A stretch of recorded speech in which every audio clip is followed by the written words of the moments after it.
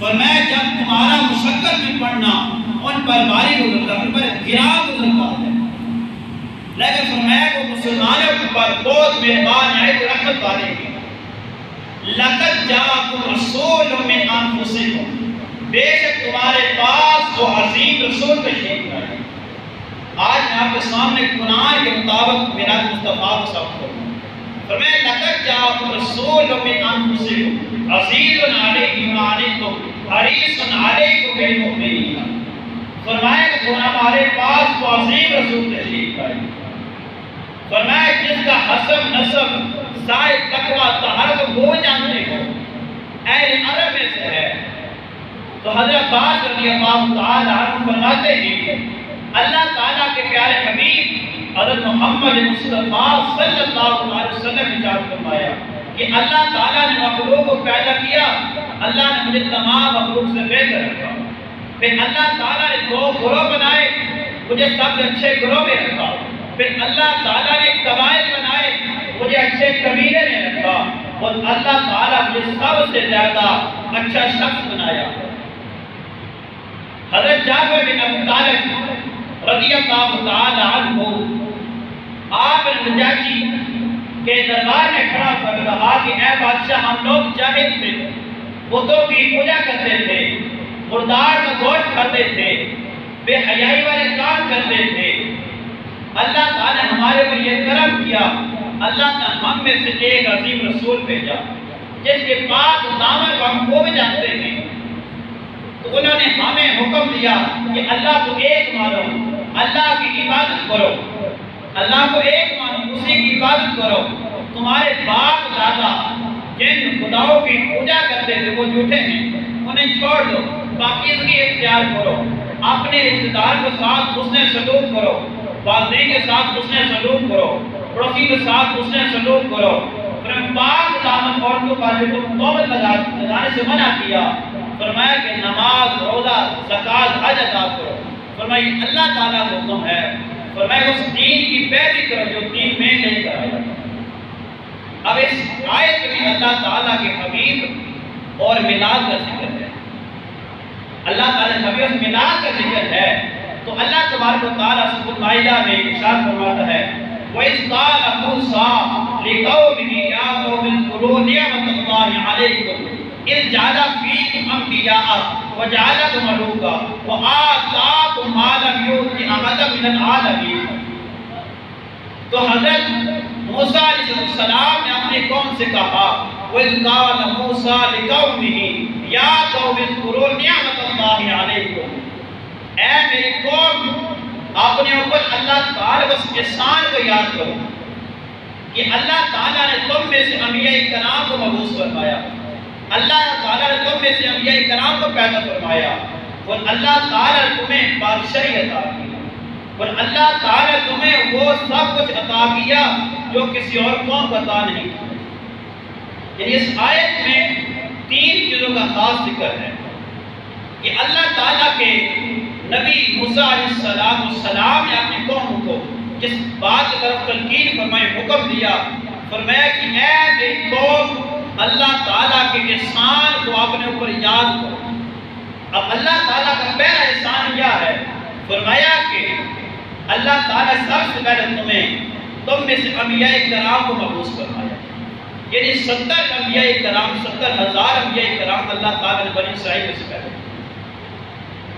تو اللہ تعالیٰ کے احسان کو یاد کرو، جب بھی فرمایا تمہارے پاس کوئی اللہ کا نبی تشریف لائے، فرمایا ان کا چرچا کیا کرو، ان کا ذکر کیا کرو۔ فرمایا کہ نمبر 2 اللہ نے تمہیں بادشاہی سلطنت عطا کی ہے۔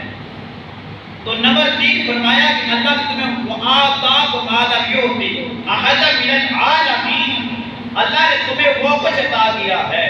موسیٰ علیہ السلام کی جو قوم تھی بنی اسرائیل، ان کے لیے اللہ تعالیٰ نے آسمان سے من و سلوہ اتارا تھا، اور اللہ تعالیٰ کہ نبی نے جب پتھر پر آسا مارا، پانی کے 12 چشمے جاری ہو، تو فرمایا کہ اے میری قوم اللہ تعالیٰ کے احسان کو یاد کیا کرو۔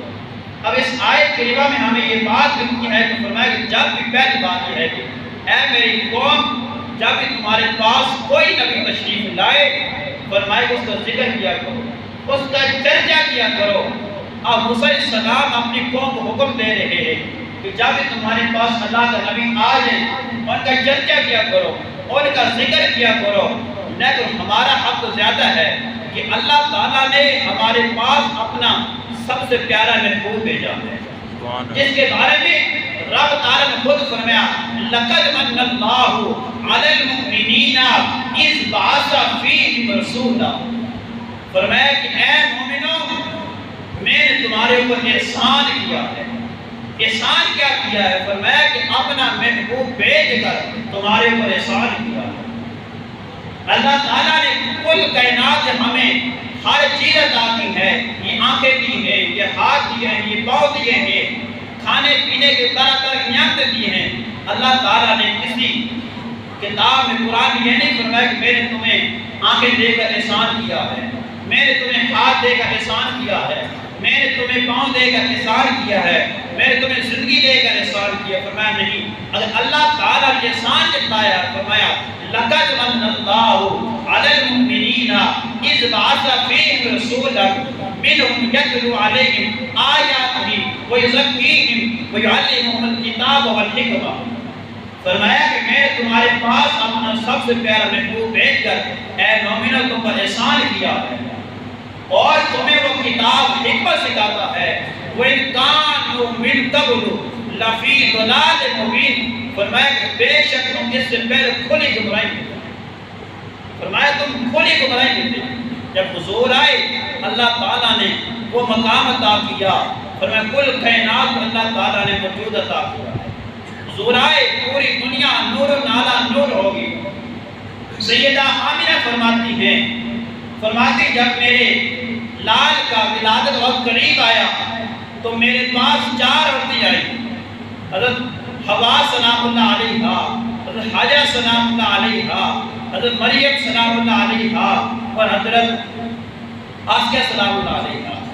آپ فرماتی ہے کہ جب میرے پاس 4 عورتوں نے کہا کہ آمنہ تجھے مبارک ہو، تمہاری گود وہ تشریف لانے والا ہے جو تمام نبیوں کا سردار ہے، جس کے صدقے اللہ نے کل کائنات وجود عطا کیا ہے۔ سیدہ آمنہ فرماتی ہے کہ جب اللہ کے حبیب کی ولادت ہوئی خرج منی نور، اور میرے جسم سے نور نکلا، ایسا نور نکلا کہ اللہ فرمایا کل جہاں کو روشن کر دیا تھا، کل جہاں کو خرج منی نور، ایسا نور طلوع ہوا، فرمایا کل جہاں کو روشن کر دیا۔ فرمایا وہ آتانی الدستور شام، فرمایا کہ میں شام کے محلات کو دیکھ لیا، ایسا نور نکلا، میں شام کے محلات کو دیکھ لیا۔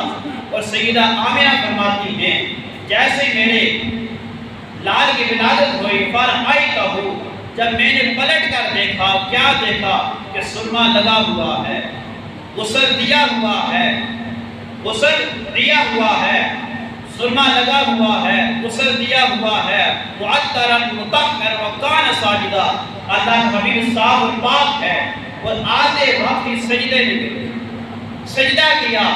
سیدہ آمنہ فرماتی میں نے کان لگا کر سنا تو یہ صدا آ رہی تھی ربی حبلی امتی، ربی حبلی امتی، اے اللہ میری امت کو معاف کر، اے اللہ میری امت کو بخش دے۔ اب وہ نبی جب ہمارے پاس تشریف لایا پیدا ہوتے ہی اس نے سجدہ کیا اور صدا کور سے لگائی ربی حبلی امتی، اے اللہ میری امت کو بخش دے، اے اللہ میری امت کی خطاؤں کو معاف کر دے۔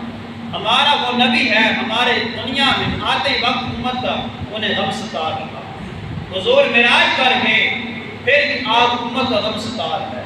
کتابوں میں لکھا جب حضور معراج پر گئے 77,000 مرتبہ اللہ تعالیٰ نے پوچھا کہ اے حبیب تجھے کیا چاہیے، 70,000 مرتبہ حضور کی طرف یہی جواب ہوتا مولا میری امت کو میرے حوالے کر، میری امت بڑی گناہگار ہے، بڑی سیاکار ہے۔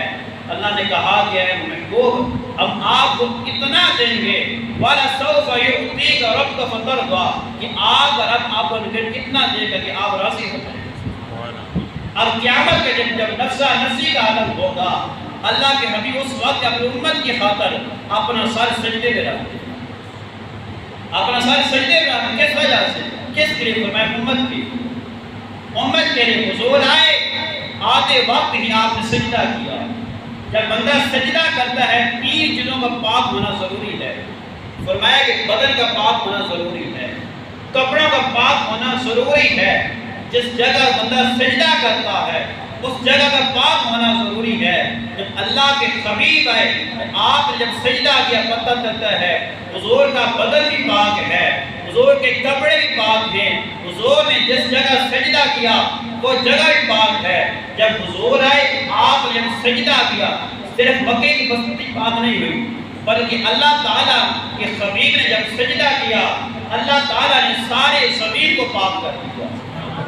اللہ تعالیٰ کے حبیب جب سجدہ کیا فرمایا کہ اے محبوب جب آپ نے سجدہ کیا ہے آپ نے ساری زمین کو ہم نے آپ کی مسجد بنا دی ہے۔ آپ کی امتی ہیں جہاں چاہے سجدہ کریں، سجدہ کر سکتے ہیں۔ جب پچھلے نبیوں کی امت ان ایک خاص جگہ مقرر ایک خاص جگہ تھی جہاں وہ جا کر اللہ کی عبادت کیا کرتے تھے، باقی کسی اور جگہ نہ وہ گھر کر سکتے تھے نہ وہ سفر میں کر سکتے تھے نہ کسی اور جگہ، ایک خاص مقام تھا، ایک خاص جگہ تھی۔ لیکن جب اللہ کے حبیب آئے اللہ کے حبیب نے جب سجدہ کیا فرمایا کہ اے محبوب ہم نے آپ کی ساری زمین کو مسجد بنا دی ہے۔ آپ گھر میں چاہے نماز پڑھیں، بازار میں چاہے نماز پڑھیں، جہاں چاہے آپ کیا کریں نماز پڑھیں، ہم نے ہوئے زمین پر ہر چپا ہم نے پاک کر دیا۔ تو اللہ تعالیٰ کے حبیب تشریف لائے کہ ہمارے پاس اللہ کی بہت بڑی نعمت ہے۔ تو سامعین وقت ہو چکا ہے کہ میں 2 اعلان سماعت فرمائیں۔